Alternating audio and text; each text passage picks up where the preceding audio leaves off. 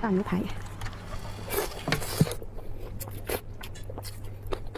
Hai, wassalamualaikum warahmatullahi wabarakatuh. Terima kasih sudah klik video ini. Di malam ini seperti biasa aku akan menemani kalian lagi dengan membawakan atau menceritakan satu kisah horor Wawa part 333. Kisah malam ini berkaitan sama yang aku tulis di judul tentunya, yaitu diantar. Satu kata sederhana tapi menyimpan cerita yang tidak sesederhana itu rupanya, Wak. Kadang kita tuh nggak sadar dalam hidup ini kita tuh kan memang sering kali diantar kan, diantar pergi, diantar pulang gitu, diantar menuju sesuatu yang mungkin belum kita pahami. Dan rasanya pasti tenang ya kan kalau ada yang nemenin perjalanan kita itu, apalagi kalau jalanan lagi sepi gitu. Tapi masalahnya, gimana kalau yang nganterin kita ini ternyata bukan manusia? Masih terasa menyenangkan atau justru sebaliknya? Nah, kejadian inilah yang dialami sama Wawa dalam KHW yang mau aku ceritakan malam ini, Wak. Penasaran gimana kisah selengkapnya? Jadi tanpa berlama-lama kita langsung masuk aja ke ceritanya ya. Check it out.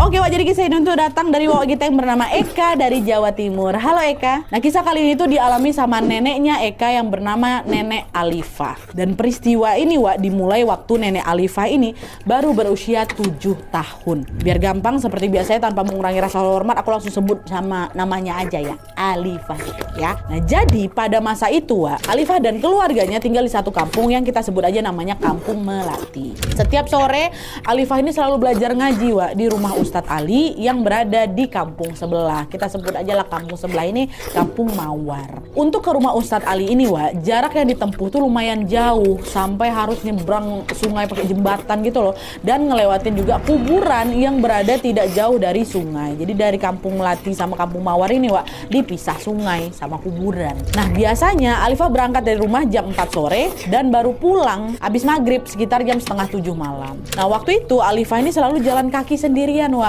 Padahal di zaman itu kan suasananya juga pasti masih sepi kali dan belum banyak penerangan ya kan. Bisa kalian bayangkan seseram apa perjalanan Alifah tiap kali berangkat dan pulang dari ngaji itu, ha? Jalan harus lewat jembatan, lewat kuburan, pulangnya juga harus lewat kuburan sama jembatan lagi. Dah lah, singkatnya pada suatu sore Alifah berangkat ngaji seperti biasa, Wak.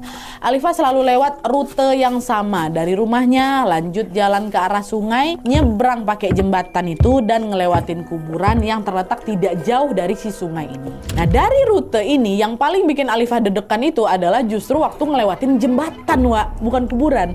Kenapa? Karena jembatan itu terbuat dari kayu yang udah tua kali dan juga ada beberapa bagian yang lapuk gitu. Alifah harus ekstra hati-hati biar nggak kepleset. Apalagi kalau habis hujan, jembatannya licin kan. Dan arus sungai di bawah pasti deras sekali. Nah, sore itu pas nyampe di jembatan mau nyebrang nih, Alifah ngelihat ada dua perempuan muda usia sekitar 16 tahun gitulah lagi berdiri